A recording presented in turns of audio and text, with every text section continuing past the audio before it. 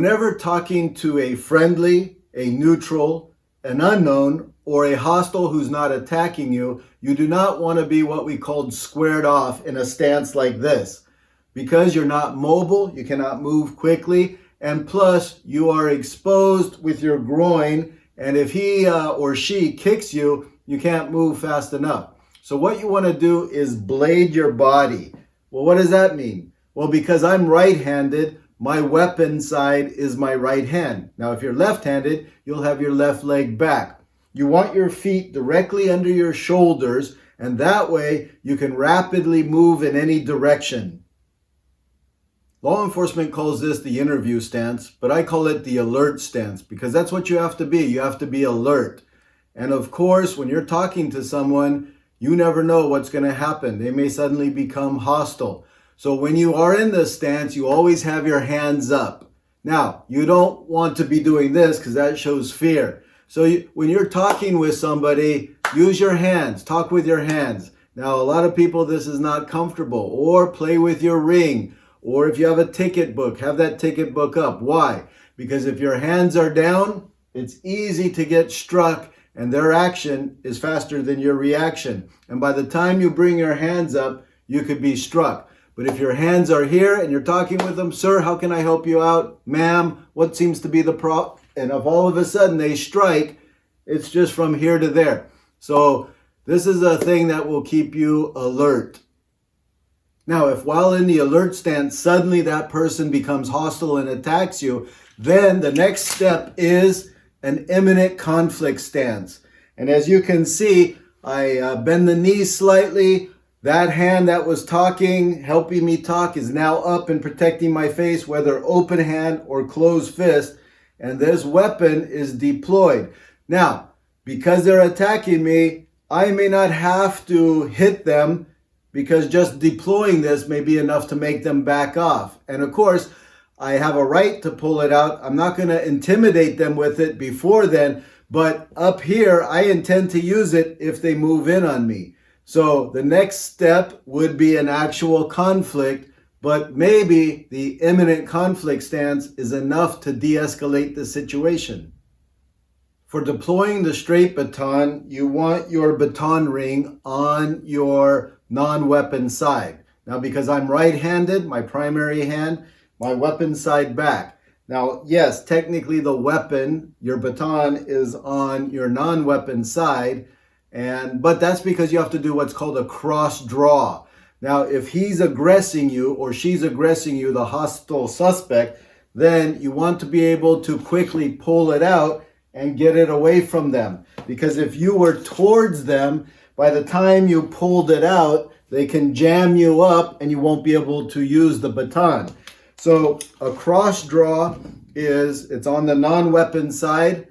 Now, technically, this is my weapon hand, so we call this the non-weapon side. And of course, while you're talking to someone, alert stance, you're talking with them, and as they aggress you, you got to quickly push that baton forward, deploy it, up comes the check hand, the protection hand, and now get ready to swing. And again, just deploying it could be enough to make them back off, and that's what you're hoping for. De-escalation is everything.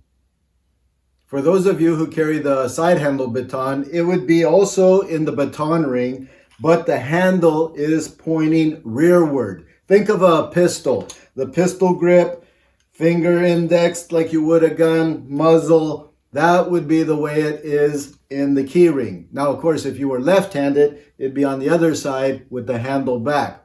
Now, when pulling it out, I start obviously with an alert stance. Suddenly that person's aggressing me. I get a little bit deeper in my stance. I bend the knees. I push this forward, and now I grab the handle. As I grab the handle, I can swing it out. And of course, just that swing may make them back out. Now, obviously, you got to practice over and over. Good drawing techniques. Make sure you have a good grip on it. Swing, good grip here. And now from here, you can deploy the weapon how you want, whether a strike with the end or using the butt of the weapon.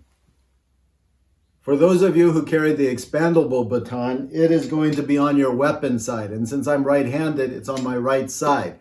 Now, the cross draw meant on the other one, you had to go across the body. Well, because this is on the same side as my weapon hand, this is what's known as a front draw. It just goes from here. Maybe I'm in an alert stance. I'm talking with this person. Suddenly they aggress me. I get into an imminent conflict stance. Now, with the free hand, I can push them away if they're on top of me quickly.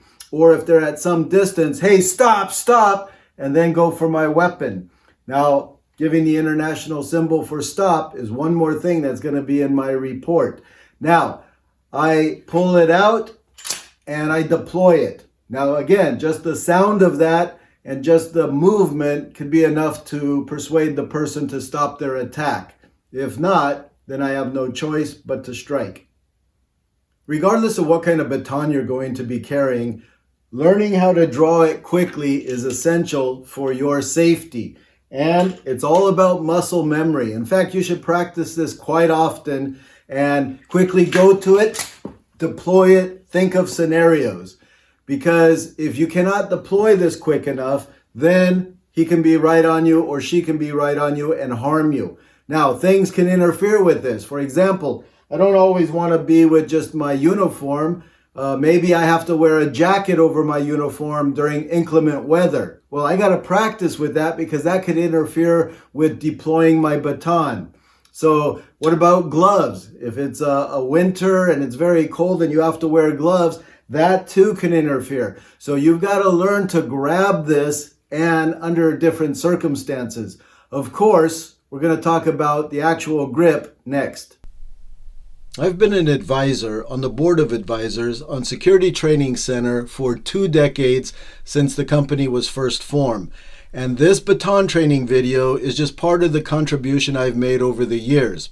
Now, I'm still a certified guard with the state of California, so I have to have a continuing education in security matters, and I even go to STC, even though I am a contributor, because there I can get good online training and also very clear and concise training materials. So, visit the website and stay safe.